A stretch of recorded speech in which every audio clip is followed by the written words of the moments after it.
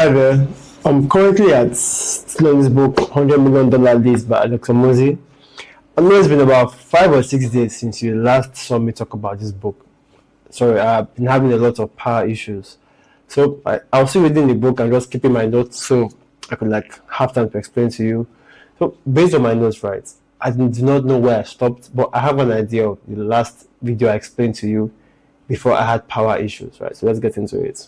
So we're talking about when you get the audience's attention, what do you say? Rather, what do you say when you are trying to get their attention? First, the value you provide, and next thing, the call to action, which is what do you want them to do after going over your ad.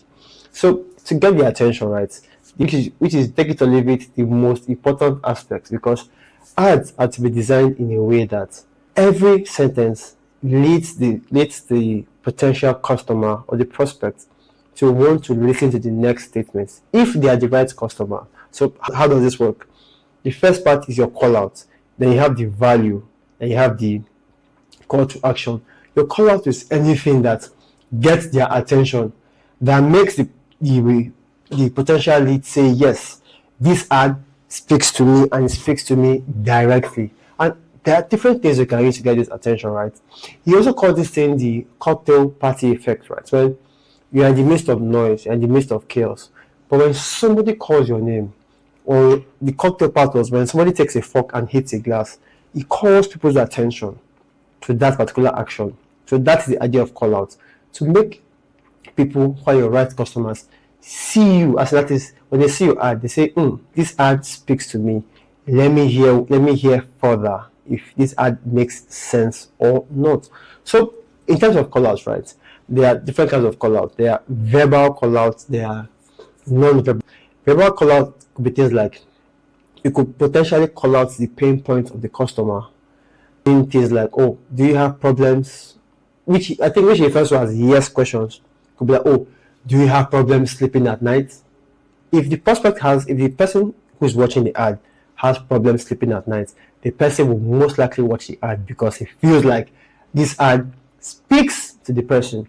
Now, they are also then, right? So if you put the blank statement, as this statement refers to the pain point the person has, then we want to continue with another statement to follow up. So for example, if you've ever gone through burnout, maybe this video is for you. Something that simple makes somebody realize, somebody who is going through burnout, or somebody who is pregnant, or if you just put to bed and you feel like you want to get back in shape, somebody who just put to bed and sees that ad will know that this ad is meant for them. The entire purpose of this thing is to make them believe that the ad they are watching speaks to them. So that is, you rely on the things that you see to get their attention. At the same time, there are non-verbal cues, there are non-verbal tactics you can use to get the attention, to make the person feel like you're talking to them. So an example is more like the way you dress, how you look like. There are ads that make people, that the people there look like Steve Jobs. I think I've seen an ad like that, and trust me, people who are Apple fans or Steve Jobs fans will first of all want to listen because it's interesting. It strikes their attention. You have things like also when somebody puts on a lab coat, right? They have this idea that, oh, whoever the person is, he's about to give a very, very tip. So there's a high chance that if you are selling something along the lines of health, if you wear a lab coat, or because of you do unethical, you get a doctor, because we are relying on non-visuals here. You get a doctor on a lab coat. The person who is more likely to stay to hear what the person in a lab coat has to say. So there are other cues. There are also when people look like themselves. For example, if you're trying to sell a product to black people, it would be better if you're black, or you could get somebody who is black to play that role. If you're selling enterprise software, which I don't see why you're running ads, that would be very, very weird, but you get my point. If you are running something that has to do with maybe bankers, it will make sense if you appear to look like a banker.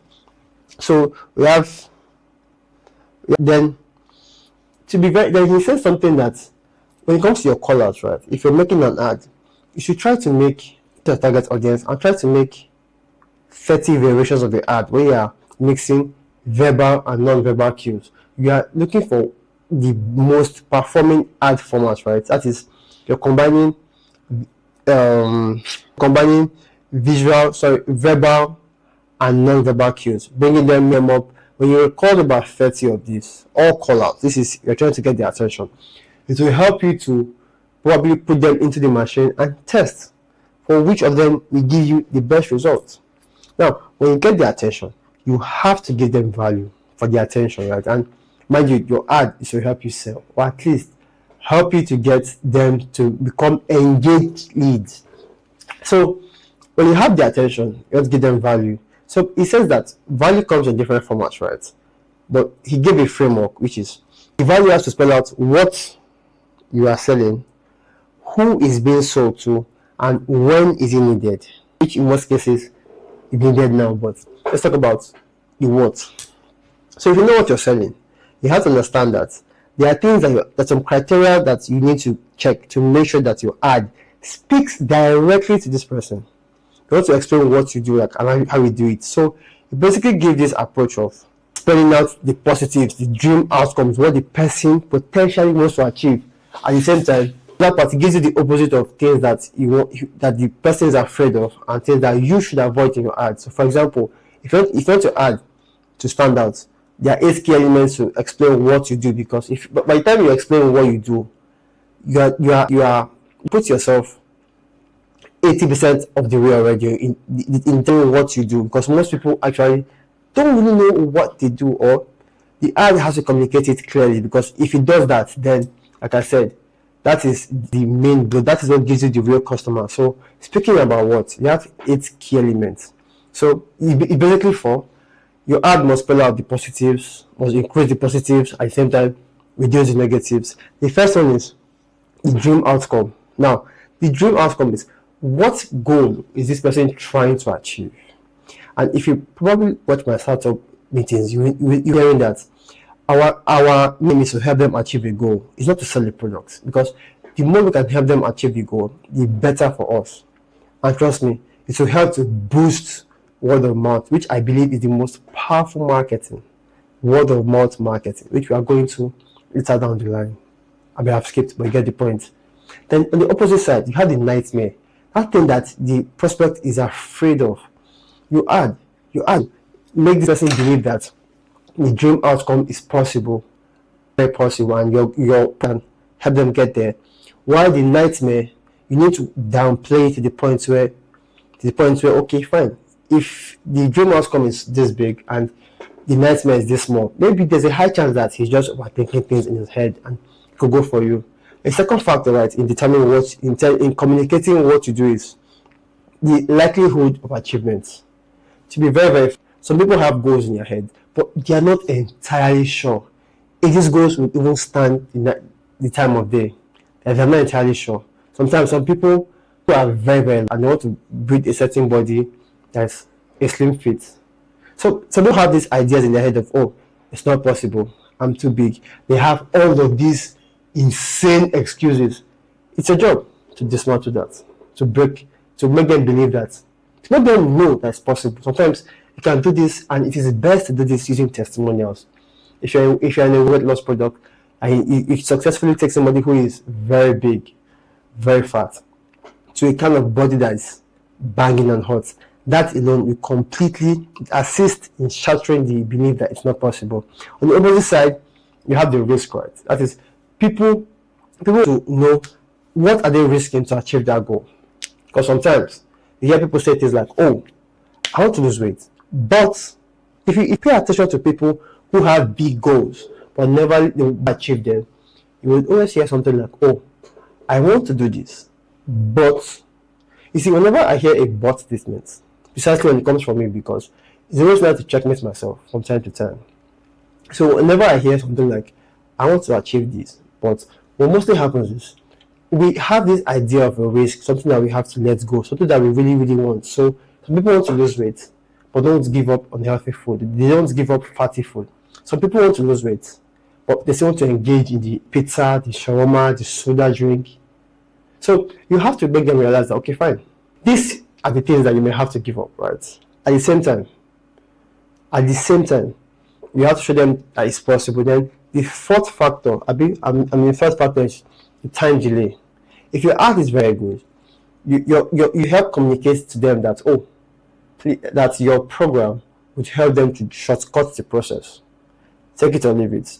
And to be very, very frank, the most money is made when they are constrained, not when they are not constrained, because you are probably going in your head and saying all of these things are not possible. But that's the fact, that's the point. People pay you for discovering these constraints and breaking them on their behalf. Nobody is paying you to do the basics, so you have to think deeply on their behalf. Then, speaking of time delay, the opposite is speed. People don't want results that take too long. People want quick results. To be very, very frank, so you have to show them how much of the time you can cut to help them achieve their goal. See, everything is the opposite. The time it will take, reduce it. Make them believe that you have a new system, which you should obviously, and you have a new system that will make things work out for them faster. Then your fourth point is your effort and sacrifice. Like I said, people have this idea in their heads of how much effort they have to put. I keep telling people that if you walk long distances, right, if you walk almost every day, you are bound to lose weight, insane amount of weight. Now, if you fast, and then you walk every day, trust me, your weight loss journey will be a breeze. You see all of this time, all this effort and sacrifices where the person believes that you have to do 20 things to lose weight. It's completely out the window. You have to not just really downplay the whole effort or sacrifice to be made. Some people do not really want to give up some certain habits. So you, like I said, you have to figure out what the constraint is and communicate that effectively. What that means is that you have to craft things like, oh, I can teach you how to lose weight without giving up pizza. I can teach you how to lose weight without sacrificing the things that you really, really. To be very, very frank, at some point there's some sacrifices somewhere else. It's either you sacrifice the food. This is off track. It's either you sacrifice the food or you sacrifice the time it gets you to get that body. That's by the way. Then the opposite side is what is the ease. Because of people look at the effort that it takes to get to the other side. They have this large idea of the effort.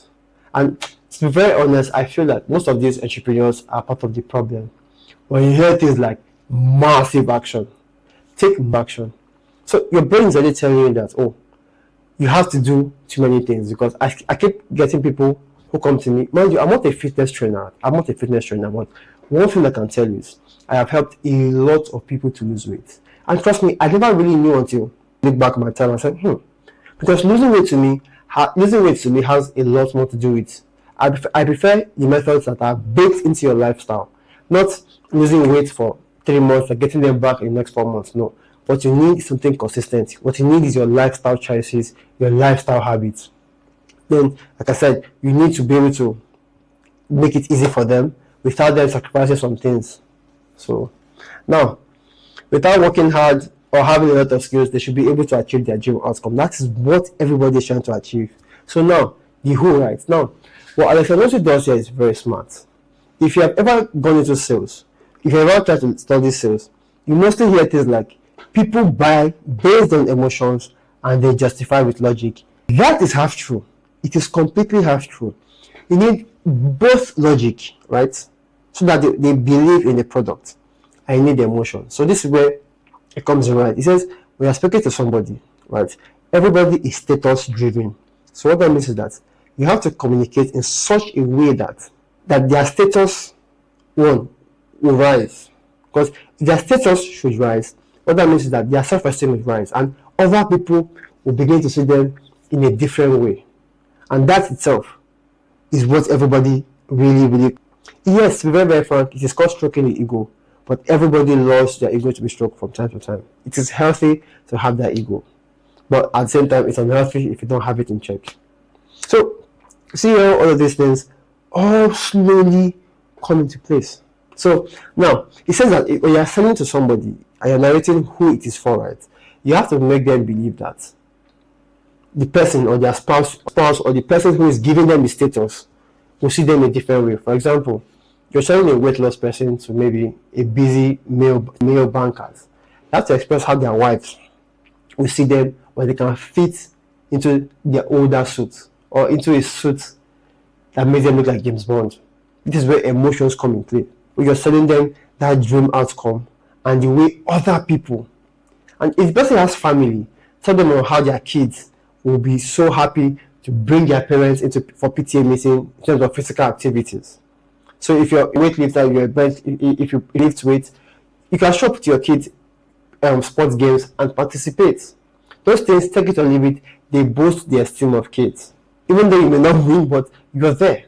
They like it, the fact that you can engage in that activity. Sell them on that idea, and trust me, it's going to work. That is where emotions come in. But they have to buy into the idea first. Now, when, right? So now we have what to sell, who you sell it to. Now, the question now is when. You have to tell them, you have to show them that, oh, you've been living certain habits, right? You've been passing through certain habits to some extent that has caused problems over time. So no problems. Now that you know this, you also have to understand that you need a change. And that change, when you need a change, you need it now. Also, show them things like, show them things they'll get if they start now. And this way things like benefits, bonuses all come in place because it will help you for the next step. Mind you, if you can effectively communicate who the ad is for, what it sells, or what you sell, the who involved, that is the people that are getting the status and the people who are getting the status, and when they should begin to take your product or take your, when they should begin to have a change in their life, then you'll begin to put everything into what is called the why. That is where the logic will come in, because there has to be an underlying logic under everything you do, like I said. So if you're selling weight loss, sell them on health benefits, dangers of looking obese, and different things. Like I said, you have to find a balance between emotion and logic, and this is so powerful that if you take Jordan Belfort's course, he tells you how you should ethically use this, because I often see people who say, oh, selling is bad because you are, what's that word? You are manipulating people. I say no. You are persuading people. You are not manipulating. Because in the very end, it's a very slight difference. It's a very thin line between persuading and manipulating. So now you are getting that.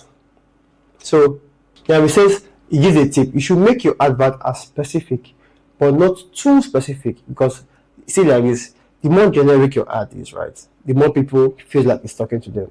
And the more specific it is, no, the less people feel like it's talking to them. But the more specific it is, where you're talking to women who just put to bed, that is more specific. But you should not make it so damn specific that all of a sudden your ad is a waste of time. Problem with niche, it's where people niche. And I think there's this joke by Sadhguru where he said doctors have heavily specialized their profession to the point where it feels like 100 years from now they're going to have doctors, that is 32 doctors, because we have 32 teeth, right? Because each doctor specializes in just one tooth. Very soon we want to have doctors who specialize on the right knee.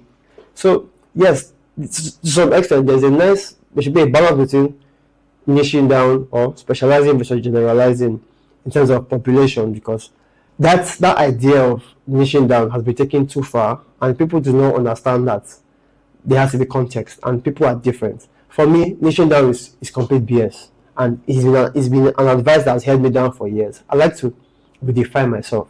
I like to keep doing things that are interesting, that are amazing. But for me, niching down is the biggest turn-off I've ever experienced in my entire life. So now, it says that so when it comes to entrepreneurship, right? Yes, to be very, very honest, you need to have a lot of skills combined together, right? You need to have a lot of skills that are combined together. At the same time, do not make that mistake of thinking that, oh, because I don't have this skill, what that means is I am lacking something. That will do nothing but drag you down. So, for example, is copywriting. The best copywriters in the world are not good in business. So, guess what? They're mostly average, either taking commissions or whatnot. But they're not really the best in business. But the best entrepreneurs, to some extent, are good with copywriting. So, and which really brings me back to this whole idea of it's okay if you are average in some things and you form a perfect blend of who you are.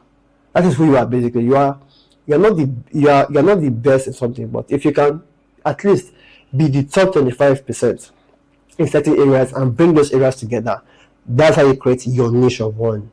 And I'm very grateful for somebody like Danko who brought this idea of niching down to me, and the fact that the niche is me, the things that I do, the things that I believe in. So I am slowly letting out the authentic part of me. If you enjoy, if you think it's something you enjoy, feel free to enjoy down this journey. So I digressed. Now it says after now that you have given them the value, you have called them out, giving them the value. The next thing you need to do now is call to action, which is tell them what you want them to do. And please pick one action. Do you want them to make a phone call? Do you want them to send an email? Do you want them to click a link? Do you want them to learn more about your product? Just pick one thing and say it, spell it out, let it be clear. Because to be very frank, I would also advise that you make it much more interesting. Yes, all ads are limited, but making a call to action very, very clear will make a big difference between a trashy ad and a very good ad. I have literally seen ads where there are 2 or 3 call to actions, and I'm wondering, what is this guy trying to achieve? What he most likely says somebody is trying to over optimize his ad. He's trying to make sure that his ad returns gives him the best return, and in doing so, he's shooting himself in the foot by having multiple call to actions. Now, Alex says that fine. In our last part, the problem just solved this. What do you say in your ad, right? The next problem is after they've seen your ad, right? For them to become proper leads, you need to be able to contact them later, because these are ads, paid ads. You don't know who saw them, but in a situation when somebody sees your ad, he knows the value is valuable to the person. You need to be able to contact the person later. You need to be able to contact them later. This is where you need their permission to get their email, to get their phone number, to basically do something that is beneficial to them. He says the simplest way to do this is to use a landing page.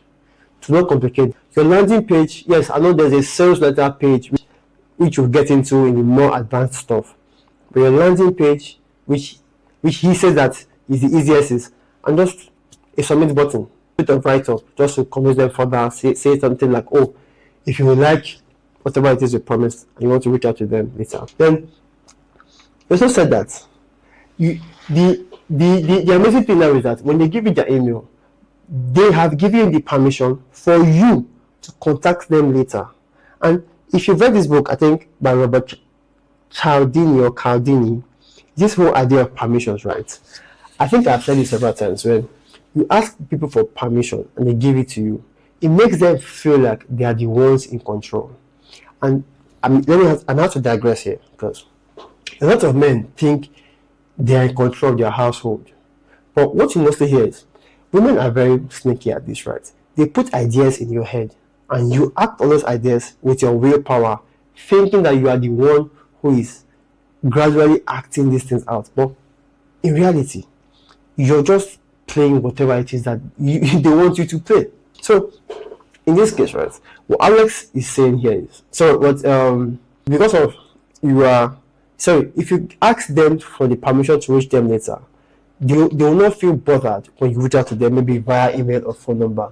So this experiment was run where we had a couple of people, right, queuing up to use the photocopy machine, and a couple of people came in and they gave an excuse that, please, I'm in a hurry, I'll be late for class, I really need to use this photocopier. That is, they wanted to jump the queue, and it worked. I think about 90% response, right?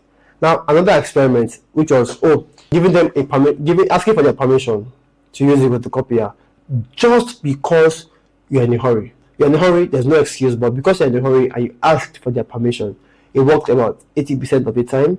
I'm not entirely sure of the exact figures, but the point is that asking for that permission, right, is super important, because it makes them feel like, okay, yes, I willingly gave it to you, and which is also very important. And trying to grow an audience, I've always heard I need a newsletter to keep the audience warm and everything. So I'll be creating that very, very soon. I think the moment I get to about 500,000, maybe a very decent, I don't know the figure yet, but let me have an idea of just a newsletter. I think I should also record my newsletter. It says, be clear, and it said you're not selling anything, You're only asking people if they are interested in what they just heard, in the value you provide. They should reach out to you and they should drop their emails, which is also a call out. It could be click the link. The link will take them to a page that helps to nurture them further before going into before dropping their information. So action step is for you to just build your first landing page. Now, as entrepreneurs, let's be very, very honest. Sometimes we like the idea of outsourcing everything. And I'm not tech savvy, I'm not so good in this area, so let me just go ahead and outsource. Now, I think there's a book I read, I think it's Rework by Jason Freud. It says that before you hire anybody for a particular role, try to figure out what that role entails and try it for yourself. It's after you have tried it to some extent, it would then be nice to bring somebody on board. And if you look at a lot of the CEOs, right, to some extent, they are great CEOs. They are well-rounded. So people believe that Bill Gates, who was the richest person at some point, was just a tech-savvy person. He was also a sales and marketing genius. If you really read the story, Bill Gates sold software that he was not yet done with, and you think he was just a normal geek. Who else is there? Jeff Bezos, who was a computer scientist. He knew how to code. At the same time, he knew how to sell. So what that means is that what Alex is saying is you should actually sit down and build your own landing page. It's something that you can easily do with 4 hours of work, and he said for about 4 years he kept on outsourcing it until he spent 4 hours learning it. And to be very honest, these days there are drag and drop websites that can help you build your landing page within minutes, within 30 minutes of effort. So he says you should not allow tech be your excuse, or you not being tech savvy to be your excuse for not creating your landing page. So guys, that's it. I think I'll be going on for, I don't know, maybe close to 30 minutes now, because I really enjoy this thing where I'm just giving out ideas as they come to me. And thank you very much. If you like what you're seeing, just let me know in the comment section what parts do you think you may want me to elaborate on. That is based on what I have learned. Yes. Thank you very much. Talk to you soon, and bye for now.